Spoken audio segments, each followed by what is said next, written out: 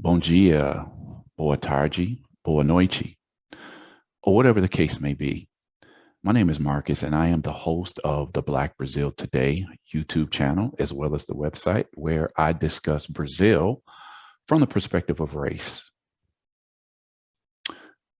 From the time I started studying issues of race in Brazil, I became aware of the lengths that citizens would go to deny that differential treatment according to race or color actually existed in the country's history, as well as the present time. In other words, people genuinely and generally believed that even though the country had enslaved Africans and African descendants for 3.5 centuries, it still treated people equally, independent of the race in which they were categorized. But even after 2 decades of investigating the Brazilian belief in a mythical racial democracy, it still amazed me to see such disregard for human life, most of the time involving those very same descendants of Africans. Slavery officially ended in 1888 in Brazil, 25 years after this dehumanizing practice ended in the United States. But here it is, a full 134 years after abolition, and we still hear numerous stories of people being found in conditions that are basically equal to slavery. And no matter how many of these stories I discover, it never seems to end. There have been too many stories of this kind to cover, and these are just those that make it to the press. I mean, as many of these stories that I have covered, there are many more that I haven't covered, not to mention those that never even made the headlines and continue to this day. Here are just a few of the headlines of stories posted on the Black Brazil Today blog. May 13, 2013, 125 years since the abolition of slavery, but today 8 of 10 people working in conditions analogous to slavery are of African descent. Slavery in 2020? Since 2003, more than 3,000 cases of people working in conditions analogous to slavery were discovered in Brazil. In the northeastern state of Bahia, 21 were recently rescued. Woman living in conditions similar to slavery for 38 years released by authorities. Another Black woman rescued from condition of slavery. 63-year-old served Rio University professor for 41 years. Professor's identity still not revealed.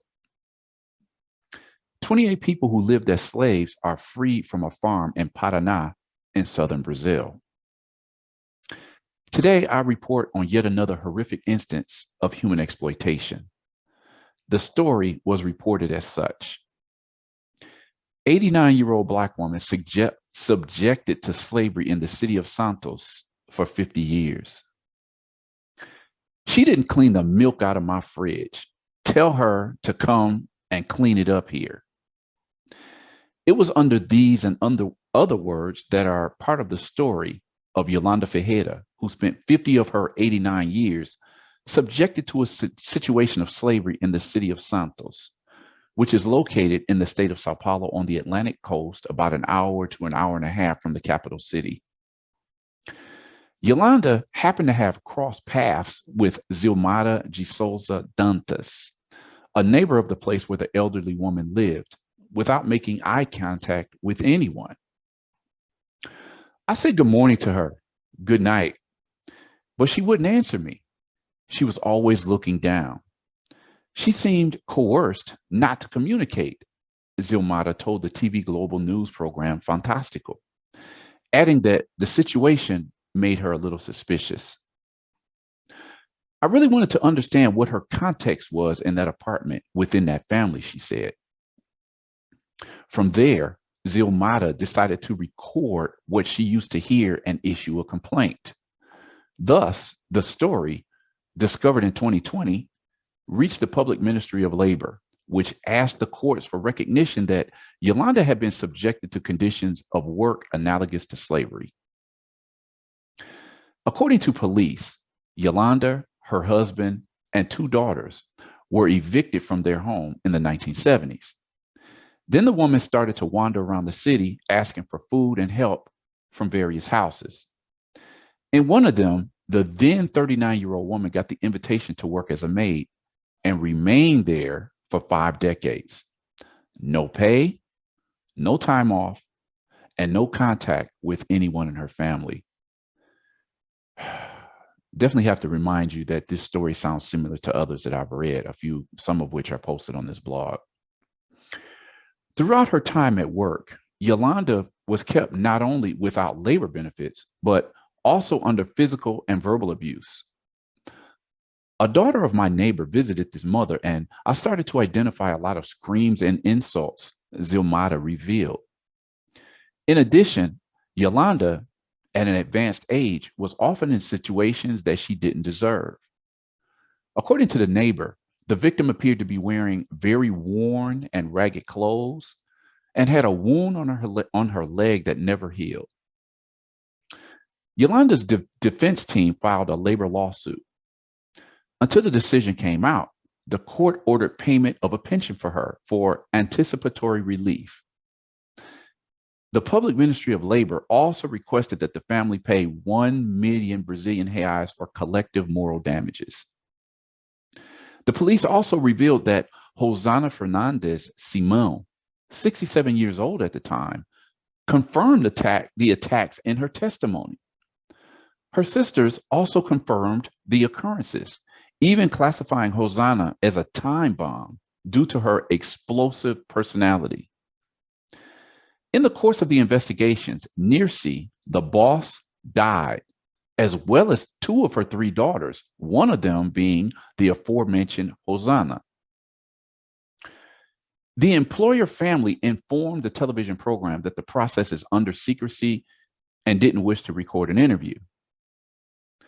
Despite speaking little after decades of seclusion, Yolanda confirmed what she had been through, saying, "I cleaned and cleaned, did family service, washing, ironing, cooking. She didn't pay me a salary. Her daughter, Hosanna, wanted to hit me all the time. She yelled at me a lot." The police call was received with surprise by Viviane, Yolanda's granddaughter. She said my grandmother's name, asked if I knew her. I said, "I do. This is my grandmother." She told reporters from Fantástico, adding that she told the authorities that the family thought her grandmother had died after more than 50 years without hearing from her.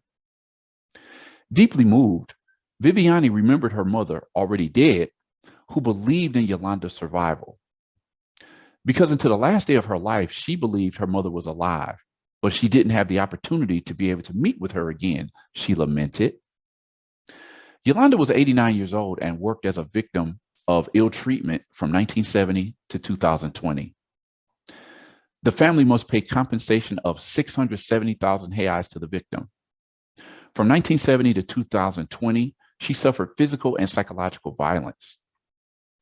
The decision was made by the Santos Court of Regional Labor Court, the Santos Court of Regional Labor Court of Sao Paulo, and was made official on Tuesday, April 26th. The aforementioned amount refers to compensation for moral damages.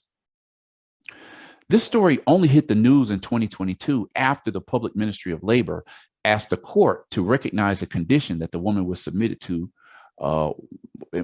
the conditions she was submitted to working in from 1970 to 2020.